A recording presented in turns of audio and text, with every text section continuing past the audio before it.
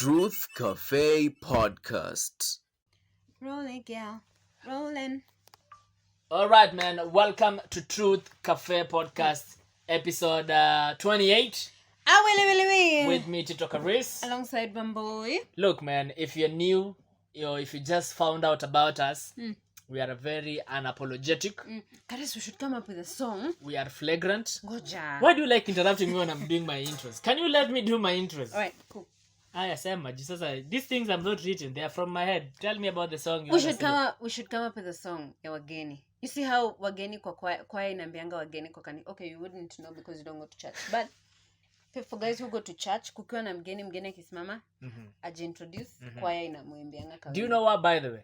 Mimi hata nikuwe mgeni kwa hiyo kanisa sisimamangi. I don't too much attention. Let me tell you something, my friend. Unaona kanisa yetu ukikuja. Ukikuja hivi ukuwe mgeni, my friend, everybody knows. Hata mkanijua mtanilazimisha utasimama. My friend, utasimama. I'm just gonna be like, hey, hata kama utaambia usimame kama mgeni. Sikia. Kama utasimama kama mgeni.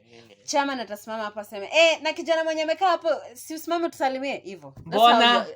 Hivyo tu. Amjana mtarajia kung'apia kama mimi like guy. Hakuna kazi Karisi. Nishaenda church na mzae. So it's my first time in that church. Yeah. Anasikia wageni ambao wamesimama.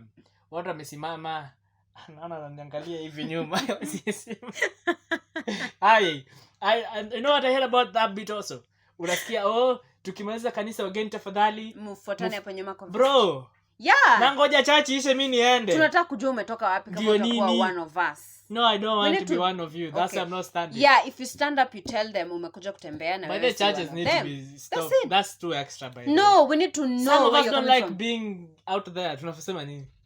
Sipendi. Tunataka kujua kwenyu ni wapi. You know you might be a terrorist. Ni sawa. Nimekuja kuomba rambirambi zangu za mwisho. Na unatoa tithe. Unatoa tithe. Kwani ni mimi siwa hiyo kanisa? Now, but that really bugs me off, honestly speaking. Okay, so will we come up with a song? Mnaimbaga nini kanisa chenyu? Karibuni wageni wetu wote. Kwanza kuna mama mwingine anakuanga na high pitch voice. Karibuni wageni wetu. Ayanyanya. We. Na kile kanisa nakuanga na mama anapiganga illuminations. Anitango wa mwaneki. Shout out to wa mwaneki.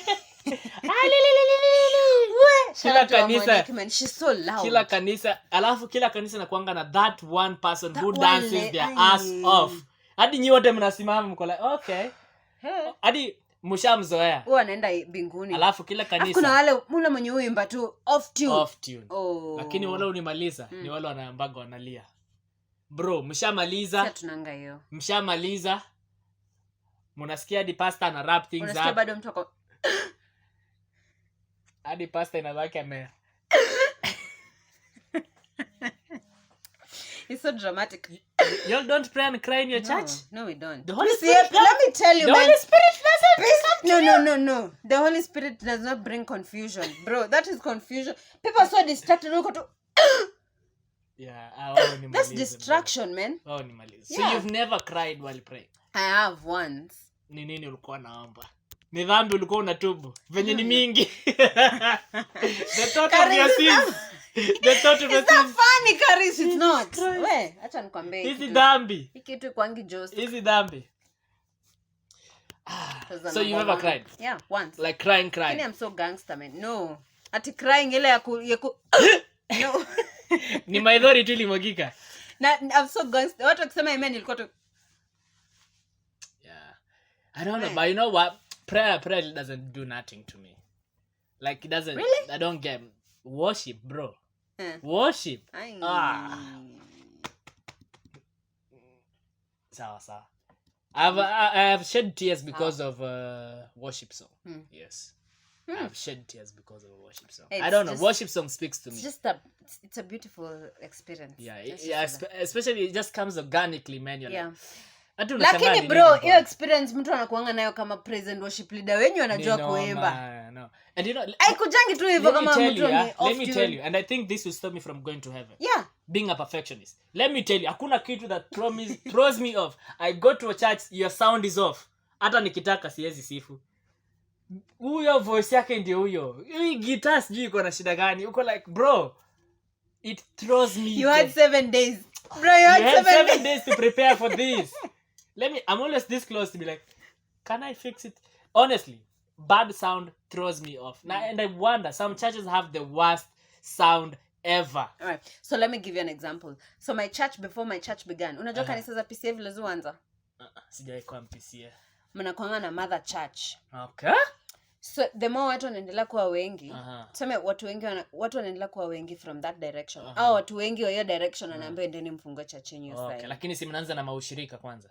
Ama mnanga ushirika. Tunakuanga nazo, of course tunakuanga. Si ushirika ni za zile from the main church. Yeah. From the main church. Hajaomba kadhaa kanisa bro. Unaona ujinga. I know a little thing, no. Now, so when our church began, pia sisi tulivunjwa hivyo and we had recently just hamiad utawala. So our church began. Hakukuwa na mtu anajua kupiga hizo drum set, keyboard. Hakukuwa na mtu anajua kufixa the mixer, bro. It was so bad. Chaotic, yeah? It was so bad to the extent tulibuy equipment lakini tulikuwa tunatumia tu darama.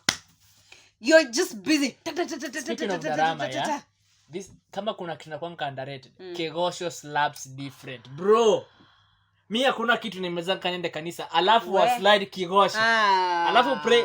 Hapo za Kikuyu. Bas. Not to be tribal. No, but Kikuyu kigosho. Oh my goodness.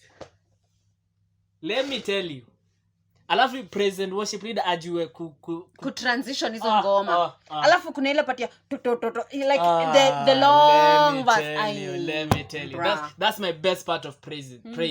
Kegosho ya Kikuyu. Yeah, so sometimes you don't even know you what don't those know, words but are my lakini goodness. tuko tu yes. Hapo najipatanga hata nimejiachilia na ruka sasa. We. And what is it that tukiendaga kanisa tunakuanga stiff all of a sudden? Vijana youths. Yeah, why? The youths. Na audience ikiachiliwa hapa bro. You'll cut this thing for me and then I'll send it to my youth. Lazima. Why? Just repeat what you said. Why is it that young people tukiendaga kanisa tunakuwa stiff? Why? Kwa nini? Wow. Have you That's noticed? So beautiful. Like I personally too na unaonekana jaibisha. Unasikia president leader amekazana ruka. Niko tu hapa let me show you how I jump nikiwa kanisani. This is how I jump. Wewe unatoka kwa ground. Na mzee wangu anaanza. Ruka. Mbio. Uko tu hapo. Wow. Why? It's just sad. Mbona? Sad. Mbona? Mko like 30. Like let me give you an example with my church. Utaambiwa youths kujeni hapa mbele mpresent. There like 40 youths hapo mbele. But why? There's no one move. I don't know. Na tukiwa klabu, unarombosa, unatwerk. Hata kama uko na miguu mbili za left una dance like you don't care. Why? Nini? Are we so embarrassed of Jesus like this? I've never understood it. Personally, I'm guilty of that. Let me tell you, Karis, there's a lot of hypocrisy within the church. There's a lot of hypocrisy. So I'm just like, you know what? Dude, I'm just not going to stand here and look like this is how I see food. I've never understood it. Deep down in your heart, you know there's something you are doing. Yeah. Yeah. It's like you're overcompensating. Yeah. Jesus akuone. Ushailipa pesa mingi uko tu like, I should have paid kidogo. Yeah, but that's a very interesting topic, yeah. I've personally I've always wondered because we always say in studio we hear nice songs, we jump, we sing at the kanisani bro hata sauti haizi pita hapa. Yes, toka. Haizi toka. Sad. Anyway, kanisa, mambo ya kanisa. Alright. You were telling me about ama ushamazia story ya equipment zenyu nyumbani kwa mruga drama nini. It was so bad tulikuwa tunatumia drama. Okay. Yeah. Sawa. So sasa ndo tumeanza now we have a bass guitar, we have drum sets, we have a piano. Let me tell you. Bruh. Let me tell you. If there's one, you see, I believe all of us have our own way of ministering. Yeah. Kuna watu ni Biblia, mimi Biblia uongo. What do you mean by Biblia? Reading the Bible. Okay. Like that's how they get ministered to. They can easily interpret a verse. Mimi a verse is a verse. Lakini have you ever seen a pastor pull out a verse ushaisoma? Alafu when interpret really? Kumbe kulikuwa na maana hapa. Like that. You see, but and there are those who it's prayer and there are those who are worship. Mimi ni praise and worship. Nikikuja kanisa yenyu mko off, bro. Hata mkamuomba roho ashuke mimi sitaguswa. Hata kupita atakuwa like sin. You know what? We were having a discussion with some friends of mine, yeah. We were talking about how makanisa venye they are uprising and whatnot. And I was telling them I feel like era ya makanisa kuchipuka imeisha. Hakuna kazi ngumu kama ya kanisa. Sema ni nini? Who is making you laugh? You have to share. You cannot smile sheepishly here. Who is that? Si useme. Ni mzee. Let's move on. I can't just smile. No, umeangalia message. Nani amekuchekesha hivyo? Karis, surely. Are you my father? I'll be a bad parent. Are you my father? Nini unacheka hivyo Kasimu ni yake. Yeah. Anyway, what was I saying? Unaona? That sheepish smile of yours distracts Sorry. me. Oh yeah, so I was telling them, they were talking about how churches are pricing left, right, and center, but I was saying a very interesting bit. That's gonna come to an end. You know why? Hakuna kazi ngumu kama ya kanisa. Getting people to come to your church, bro. Oh my goodness. There are so many uprising churches in Rongai. Kelele huku nje, lakini ukipita uchungulie ni watu watatu. Na niko sure ni familia yao peke yao. There is no such other. Wow, Sharon. Okay, guys, in case you didn't know, we had a third person in the room. Tumemwignore for a long time. She was like, you know what? I'm going to make some noise. Okay, right. There's someone in the background. Yeah. So, do you think that's the case? Because, yeah, I think they're uprising so many, but sustaining them is what is becoming a problem. Okay, I have a theory. Wababa na wamama. They've seen it all, Karis. They've gone broke. They've seen money. They've drunk. They've done it all. Not checking. Them, they know their children depend on them. So whom do they depend on? Not get. So it is easier for you to bring watu wazima kwa kanisa than us youths. Why? Yeah, Sisi, we depend on our parents. Yeah. Unacheki, there's nothing unaweza niambia siwezi ambia mzazi wangu na apate solution unless I'm sick, like fatally sick. That's the only thing. Yeah. So it will change. Si ati itakuja kuisha. It will change at some point, but it will only change when our age becomes when we become a bit When tunapenda anasa mimi naona makanisa zikienda zikiisha. Imagine ita change. How many people have you had their parents walikuwa na smoke? Cigarettes walikuwa na. Did your parents ever do drugs? No. For real? Never. Ama you don't know? Never. Ever. For real? Never, ever. There are photos of my dad I see unaona picha ameshika Tusker. We. Kafegi nini. My dad has a tattoo. Kwani uko njaa na nini unakula glucose kama ugali? Unasikia njaa?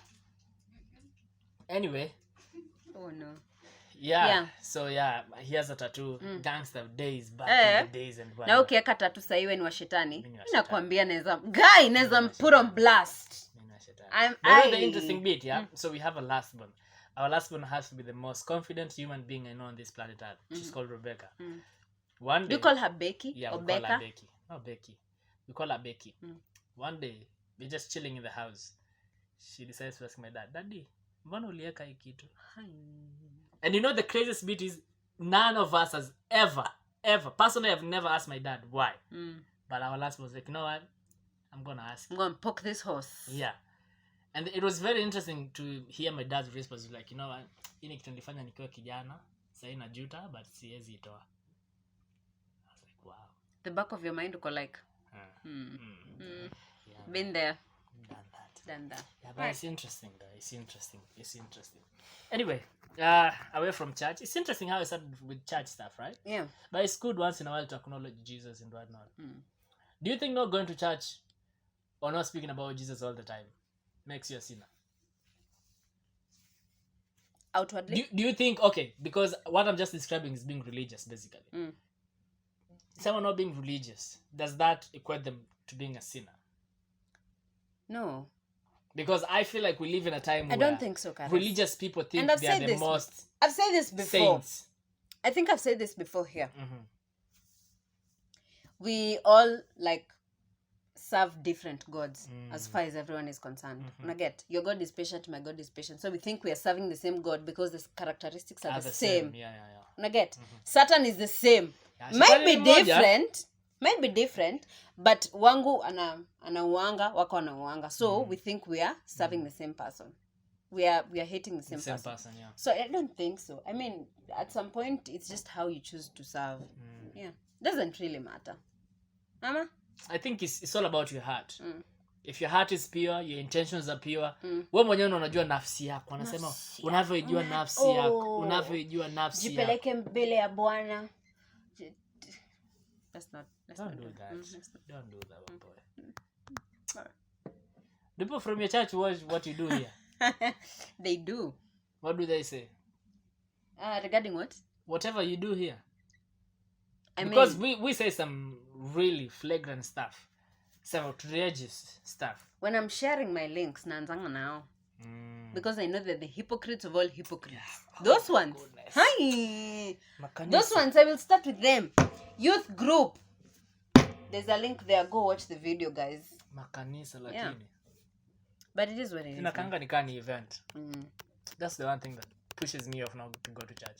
But I'm looking for a church. I don't have a church. Come to my church. Nah. Why? You're nice, so strong. Yeah. Why? It's like you've been thinking about it and you're like, you know what, somebody's gonna pose this question and I'm just gonna be like, you know what, I'm not coming to church. It's Nimbali, man. I need a church in Rongai. Alright. I genuinely need a church. Genuinely. Here's what you can do. Siwezi kwa advice uende kwa hizi kanisa za sijui anga AIC. The ones that have too much Kikuyu, you'll get lost in there. So look for a church that is a bit uptown, like Nairobi Chapel. Yeah, I like Nairobi Chapel. Yeah. I used to go to Nairobi Chapel when it used to be in multimedia. Yeah, Sitam also is, I think, a good one. Vitu kama hizo, I think there's some churches. Is it weird though? International, whatever. I like going to. I would love to go to church, but I don't like participating in church stuff. Stakangi. I don't want people to know me. I just want to get there, receive my blessings, a step at a time, and get out. A step at a time. Introduce. Tell Let us me tell you. Do, and nah, it's too much for me. And everybody understands, and Jesus also understands. If you don't want to serve like that, that's fine. Your time is gonna come. Hallelujah. When it comes, you will. Can we talk about Jesus for a moment, though? Yeah. Why does Jesus likes calling people in a catastrophic manner? You know, I've been thinking about it. You see how he called Kanye West? He had to make that guy mad. Yeah. And that's my worst fear. That's the time natakanga nimkimbilie kabla anikujie. Sijui atanifanya nini ndio aniite. Because I know for sure Jesus wants me. I know. Najua. Lakini sijui nini atanifanyia. There's a pastor mwenye alikuwa anasema there's some people who just think this like they're so righteous. So when they're going to pray wanasema ati Mungu, mimi najua mimi ni sina. Na ni mdomo yangu. Mungu nifunge hii mdomo. This pastor was saying, acha kwambia Mungu akufunge mdomo. Nakwambia utafungwa hii mdomo itaangalia his side. Itafungwa for real. That scares me about this man called God. It scares me. Because again, tukirifa pale kwa Biblia, Saul, he was going to persecute the Christians in Damascus. Shika bro. You earned it. What? He was going corona nani tumamba inakuwa transferred in wacha watu youth wa kanisa wana wananyeshanga kidole cha katikati because we are talking about Jesus. Let's hide it. No, but it scares me. You remember how now he was going to persecute the Christians in Damascus? Akapigwa na upofu. Like, can Jesus call people politely? But you don't listen. Can't you just that is exactly what he's just doing. No, that is exactly what he's doing now. That really scares me the most. I don't know what it is, because I have been told by people, you know, kanisa inakuita. You know the scariest, I used to be a church person. I used to be a church boy growing up. I used to dance in church. Let me tell you. Your parent, kwanza hatakuwa responsible for you not going to church. The fact that you have said it with your mouth, you used to be. Then what happened? I used to, I don't know. I grew up, your parents I can knowledge. Never. Ever. I don't know, man. You think you sought knowledge? Yeah, because I'm very critical. I know it's a bad thing. You get? That's why, like, I am telling you, I go to church, I easily get distracted. So if I go to a church sound is bad, I cannot consider, hata nikitaka. You get? Then I see all these youth being hypocrites and whatnot. I judge them. So at times it beats the purpose for going to that church in the first place. But anyway, today was a very personal. Nimefungua roho. But I want to speak about something real quick. Yeah. So what's your worst fear in life? Biggest fear in life. Biggest fear in life. I thought I didn't have a biggest fear in life, but I was thinking about it the other day, and I was watching Kevin's Heart documentary, the one he has divided into 6 bits, And there was a bit where, he was having a moment, heart-to-heart moment with the dad and whatnot. The dad is really old, anapumua na matibu na manini. At that moment, and of course he was talking about how the mom is not around to see his big success and whatnot. At that moment I realized my biggest fear in life is for me to make it and my parents not being around to see me. Like unaona shida zote nimepitia, wako unikia kwa shida. Then that moment I've broken through the ceiling and they're not there to see you. To see it, to be part of it, to enjoy the success. That is my biggest fear ever. I thought about it, I was like, yeah, that scared the hell out of me. Especially my dad. Because I feel like all of us have some bit of... Oh, we know your dad. Yeah, we have that bit of wanting to, making our parents proud and whatnot. Right. So I think that's my worst fear in life. That scares the hell out of me. And some time back, I had a scenario where, kind of reaffirmed that. Before even about this Kevin Hart thing. So, what happened? My dad had some health complications and whatnot. And my dad is just like me. He likes hiding his problems and whatnot, blah, blah, blah. So he's at home. He's wamelala. So he wakes up in the middle of the night to go to the loo. And he passes out in the bathroom. That was the scariest bit. Because, now, how my mom was telling me how it happened, because it was just me, my mom, and dad. I wasn't at home at that particular moment. So when he passed out, imagine my mom was asleep when it happened. Wow. Like, that was the scariest bit, because he could have died. Because we are all asleep. Na ameanguka bafu. No one knows. My man just had a third. And it was like, kumbe ni mzaya alianguka huko. Yeah, man. But sad and crazy. But, thank God it wasn't. He's okay. Yeah, it wasn't a big deal, because apparently he had been having too much stress. And our body is very funny. So what happened, apparently, according to the doctor, the body just shut down. Because that's needed. Exactly what happened 2 days ago. Because apparently the body needed to shut down. So, but it's just crazy, man. That shook me to bits. And the other bit was, my dad didn't want anyone to know. Hata mimi haikuwa ataka niambiwe. So you get. So anyway, it is what it is. It is what it is. Yeah, anyway, what's the scariest bit? What's your biggest fear in life? Utakulia. Nieke camera. I would love to see you cry. Oh, I would, Jesus. Man. My family stuff are personal, man. Family. Hata ukuwe gangster aje. Because I think, you see, the worst thing about life is the uncertainty. You get? Right. I could rant all I want about my dad, but that moment makes you realize, you know what? You might not have this man around. But he is what he is. He is who he is. But you might not have him around for as much as you want. So you better start appreciating those moments. So, well, you still have them. Yeah, so it's quite crazy, man. Anyway. I think my moment would just be just being unstable. That's your worst fear? That's my worst fear. In my future, just being unstable. As in, kukwa, it's like you don't know what you want. It's like you... Is it financially? Every aspect of it. Okay, even if it's marriage. Church, marriage, just like... I like my peace. I like my peace. Just not being peaceful in, the years to come. That would scare me, man. That would scare me. And so far so good. Nina jaribu. But you know what's crazy? When you say that, I just realized I get my peace from seeing other people peaceful. Like people who I care. Like that's why I think my worst fear is me not seeing my parents around, because if they get to see me make it, I'd know for a fact I'd make their lives better. Yeah. And me making their lives better will make my life better. You get what I mean? Yeah. Like I just give you some peace and contentment. Yeah, so if my parents are not cool, I don't think I'd be happy. Exactly. I don't think I'd be happy if they are not okay, which is crazy. I just realized that I like my family too much, man. I love my family, man. And that's one of the things I don't have resolutions, but my resolution this year was build relationship with my family. Tulikuwa tunaishi nyumba kama wanyama. No one cares about them. You see, that's the problem with big families, though. We actually had to have a proper family meeting.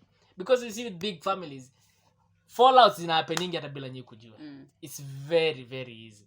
So, tulikuwa tunaishi kama wanyama. So, how do you guys talk about your fallouts? We have meetings. We sit down. Hey. We sit down and have a family meeting. May I think you're easy work already. I just be like, you know what? You always say this. Bye. But you see, that's the process. You have to. Like, I remember the last time that we get in 2020, I'm the one who asked for that family meeting. So, and we apparently there were underlying issues. Yeah. Walikuwa wamekanyagia. Let me tell you, if you don't talk about shit, at that particular moment we spoke, everything just came. Everybody was erupting, my friend. But you know now the beauty of solving issues. This goals for my family, man. For us, yeah. As far as my father and my mother and us as siblings are concerned, that can't happen. But for me and my husband, my husband and my children, fine. We're gonna sit down. No smacking, man. Let's talk. My friend, like it was so bad that my sister is threatening to walk away. Do you watch reality TVs? No, I don't. These African American ladies just like whip their wigs and that's exactly what will happen in my house. But it needs to happen so that you guys move forward. Wow. So we had that. We had that moment. You know, everybody was just going off.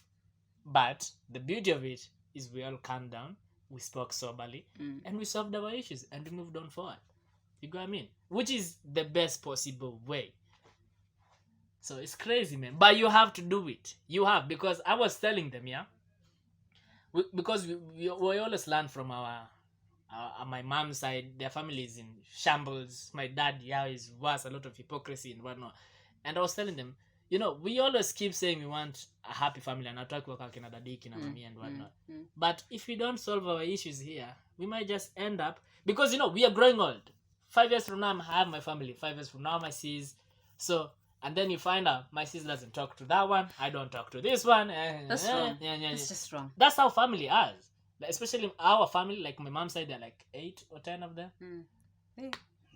This one is fighting with this one. This one is fighting with that one. This one. My dad's side, that and the family. They're only 3, but they're always fighting. 3 only, but they never seem to have figured their stuff out. So talking, man. You, if you're saying it goes, work on it. Mwambie tunakuja. Work on it. Mwambie tunakuja. Mwambie tunaongelea mambo ya family. Tunakuja. Uko?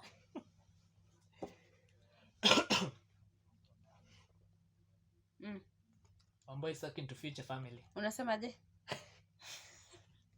MMU. Na record. In fact tuko katikati. Wapi? Utakuja. Utapata kama tumeenda. Tutapata kama tumeenda. Tutafika huku kuna traffic and what not. Acha nitakuexplainia. Ama tupatane Lang'ata.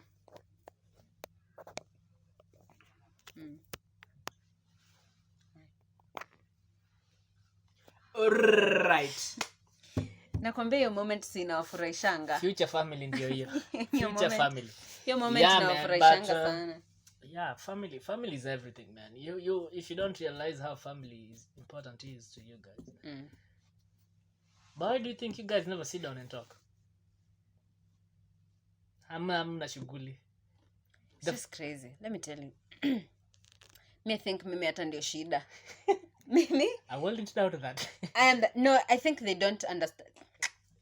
Fuck this. Just talk. I think they don't get me. What do you mean they don't get you? Those people don't get me at all. They try to compare me with my older brother.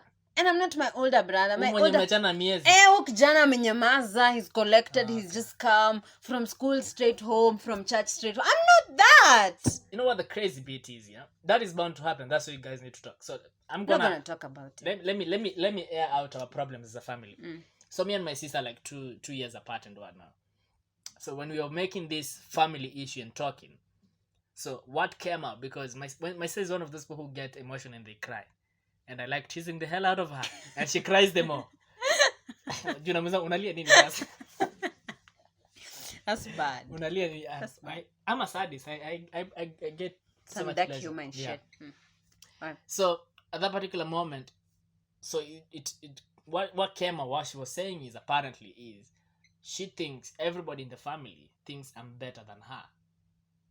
Because I'm a firstborn.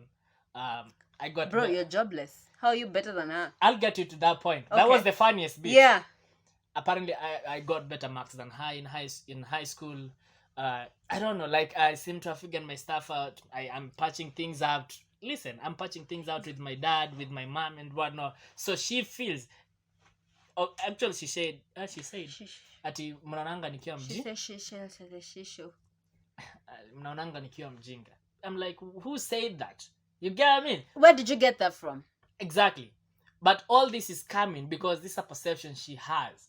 And I cannot take that away from her because the fact that it's making her cry, that is something she's been bundling up for a long time. It's not like we fight, me and her, no. But that notion is just too much for her.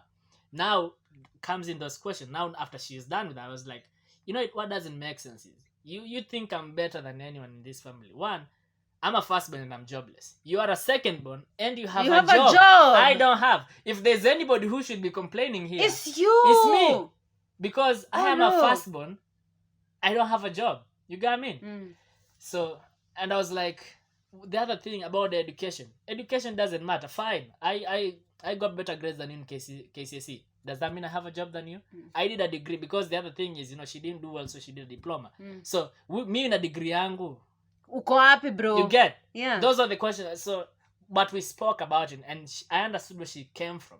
Because, unlike her, I am good with people.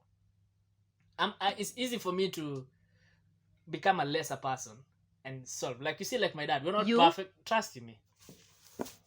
Listen. Like my dad. Listen. My dad, yeah? We are not perfect. With my dad. Shiro. Trust in me. Now Shiro is worse than me. Oh, Jesus. So like me and my dad, we fight a lot. But of late, we've been cool. You get? So now she feels like I'm having... All my parents are on my side. Yeah. Not that I'm perfect or anything. But it's you who's making the effort to. Exactly. That's what I'm saying. But for her now...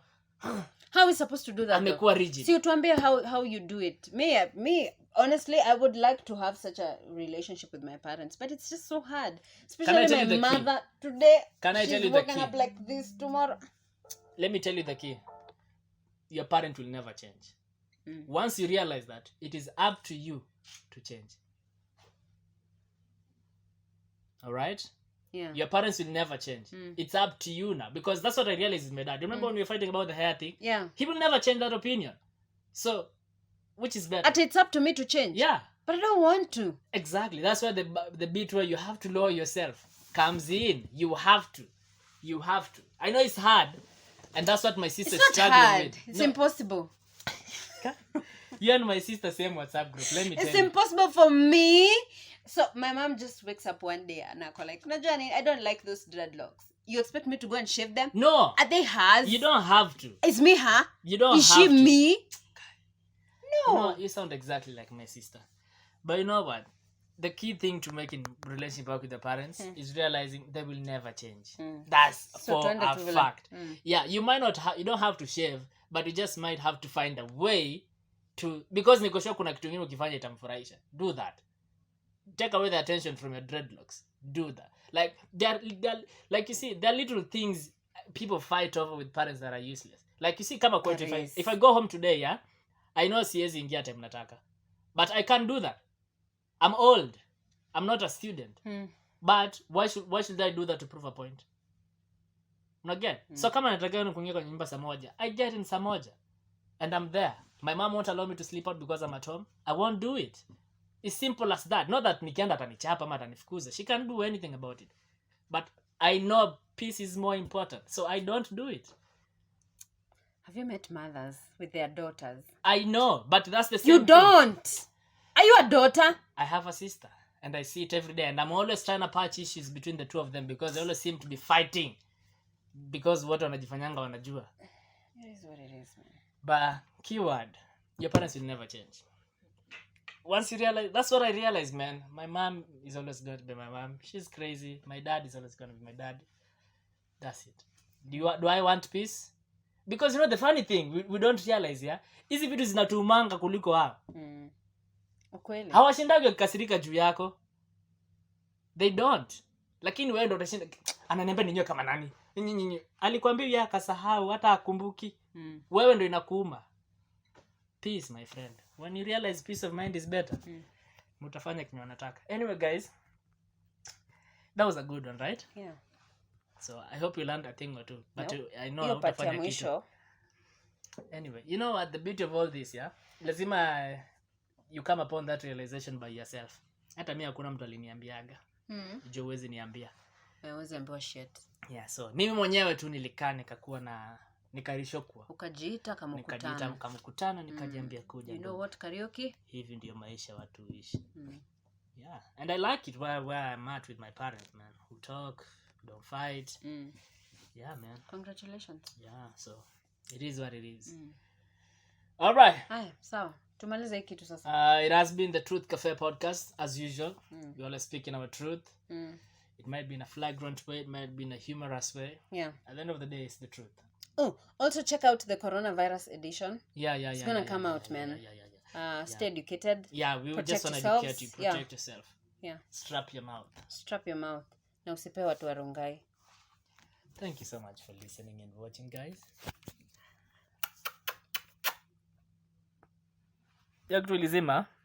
Wow. Truth Cafe Podcast.